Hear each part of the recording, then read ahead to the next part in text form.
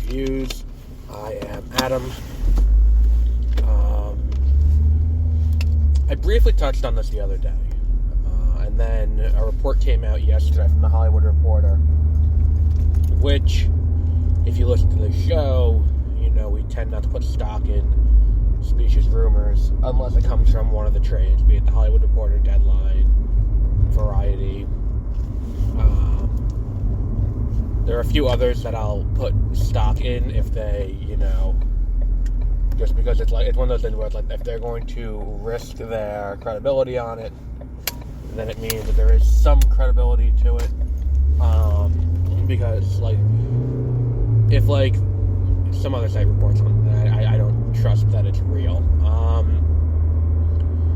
But what I'm talking about is what happened with Children of Blood and Bone, which Tony Adeyemi's book, which it was I think it was fantasy, and it was this is going to be the next Harry Potter and all of that. And I did a little digging when I was reading about it this morning about what went on here, what was the history behind this, and this book was such a big deal when it was in production, when she was writing it, that at the time of publishing, she was signed to a 3-book deal to do the entire trilogy, of which we have 2 out now. The 3rd one comes out next year, so she has, got signed to the trilogy, and she got film rights optioned at the time of publishing. They didn't wait to see if it would be picked up by audiences. Nothing like that.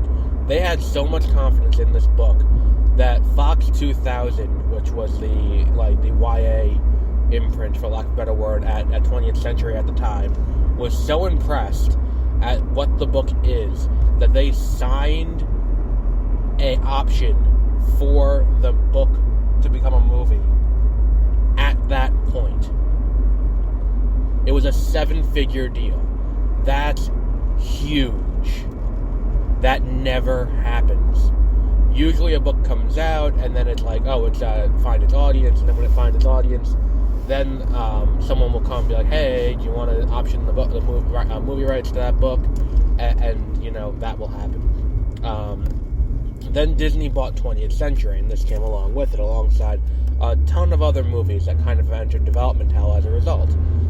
Mega Man, The Sims, there were a bunch of video game movies in development at Fox, but they've all entered development hell or been outright canceled as a result. This, they moved to Lucasfilm. And I said at the time, this is fantastic, because Lucasfilm it can become this hub for, science fiction and really inventive science fiction and fantasy storytelling. And that would be really interesting. I think that, and then this came out that, it was now going to Paramount. And I'm not saying it's just that Lucasfilm, I'm a Lucasfilm fanboy. I think Paramount can do just as much with this as it is there. And I think it's a much better deal for Adeyemi, because she's going to get the chance to write the movie herself, which very few authors get that chance. Like Stephen King, N.K. Jemisin is doing it now for the 5th season. Who else was there? Gillian Flynn wrote Gone Girl. It is rare that someone writes their own book based on into a screenplay from a book. It's very, very rare, and she's getting that opportunity. She's also executive producing, so she's going to have a lot of creative control to exert over this, over this book, over this movie, and that is great for her, fantastic for her, and as someone who likes seeing that kind of thing happen, I'm very happy for her in that regard. That said, Lucasfilm really dropped the ball on this. Because here's the thing, and I've said it before, and I'll say it again, Star Wars is not special anymore. Star Wars hasn't been special in a long time. It has nothing to do with flooding the market. It has to do with what we as an audience have come to expect from our blockbusters. and from, you know, what we expect from movies in general when we go to the movie theater. We expect in-depth narrative, you know, things. And it's like, nostalgia doesn't 100% drive the box office. And I know it's weird to say that in a post-No Way Home world, but the thing is, it's like, I don't think that... But like, look at like The Matrix, which came out, and that didn't do well. It didn't even do well on streaming. We, in the time between the acquisition of Star Wars and you know, the movie coming out, The Force Awakens, we have seen so much happen. And we've come to expect so much from our fiction. And that's not to say that, you know, the initial Star Wars is bad, or that, you know, I'll give it the original trilogy is good, but then, like, you know, even if, you know, it is one of those things where it's like, you're going to show a kid it now, and because so many things have come after it, doing basically the same story, and because it does follow the hero's journey so closely, it's one of those things where it's like, the kids will be like, oh, well, I've seen this before, this is the space version of this, and that's, you know, you can sit there and be like, well, this came first, and it's like, okay, but if you're going to introduce a kid to it, they're going to be like, well, why am I going to watch this if I can watch, you know, that other thing? And I'm not saying that we have to sit here and be like, you know, everything I watched as a child is the best thing ever, and everything that came after is stupid. But there is a certain amount of, you know, you have to, you know, that's a problem that Star Wars has. You need to get inventive with the storytelling. Sitting here and languishing around the original trilogy era is not helping. Like, Book of Boba Fett is not going to reinvigorate anyone new getting into the franchise in the same way that Willow was not going to get anyone new into the franchise, I don't think. Because Willow wasn't well received except by children, and now those children are going to have their own children. It's like, oh, look at this. It's like, okay, cool. But how much is that going to really help at the end of the day? Like, they need new IP at Lucasfilm. And Lucasfilm could become this, you know, this like, you know, this imprint of Disney where it's like, here, we're developing science fiction, it can go here. Lucasfilm becomes synonymous with cinematic science fiction. And not just Star Wars, but like, you know, there are tons of books out there. Tons and tons of good science fiction books out there that tell that would, you know, tell interesting stories, tell diverse stories, and could be adapted. And it's like, here we are. It's like, well, Lucasfilm is doing this, and Lucasfilm is doing a bunch of Star Wars. Don't worry, though. It's all right around the stuff that everyone likes. We don't go into the sequel era or into the prequel era because you don't like those. It's very much, we're just going to huddle around this thing that everyone likes from the 70s. But then what's going to end up happening when people are like, okay, well, you know, that's cool and all, but what about other stuff? What other stuff is happening? Like, DC's out there taking risks. Not that, you know, it's a direct comparison, but on HBO Max, DC is out there taking risks. They're out there with Peacemaker. Who the fuck has heard of Peacemaker before the Suicide Squad? Like, forgetting that, it's like, what about, you know, what they're doing? Like, they're doing a Batgirl movie, which, Batgirl doesn't exactly have the deepest of cinematic catalogs. What about they did an Aquaman movie, and that worked. And it's like, go out on a limb, take a chance. And what you see is, like, you know, that they're not willing to let, like, you know, they're like, anyone touch it, because, like, that was one of the complaints, was that, you know, this project was announced at Investor Day in 2020, and then 2021 comes around, and she goes, like, hey, there's no screenwriter attached to this project yet.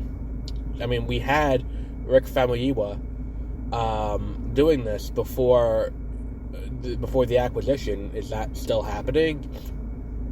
Like, can I take a pass at the script? And they were like, no. And it's like, well, why is that a thing that they don't want to do? Why is that something that they're like, oh, I'm not, like, you know, that's not something I'm willing to take that chance on? It's like, well, she wrote the book. The book was a New York Times bestseller. I think that if anyone knows the material, it's her. Like, it's one of those things where it's like, I don't quite understand why that was a thing. And it's like, when you look at what Lucasfilm has done over the years, it's like, well, this is kind of an MO for them. Where it's like, you know, Gareth Edwards had his movie with Rogue One, and then they brought in another director to do a second pass on it. They had Colin Trevorrow, and for all intents and purposes, his script may have been weird, but it probably would have been better than what we got with The Rise of Skywalker. They fired him after the failure of what was the other one that he did? Book of Henry. And then there was Lord and Miller got fired halfway into production to replace with Ron Howard. And because Ron Howard would play ball the way they wanted to. Patty Jenkins has taken an indefinite, postponement on the production of Rogue Squadron because of creative differences over the project. And it's just like, at what point do we look at this and be like, there's a systemic issue here at Lucasfilm, where it's like, you have to let people play ball. Like, you have to let the creatives you're hiring, you have to put some level of trust in them. Otherwise, just go out there and direct it yourself.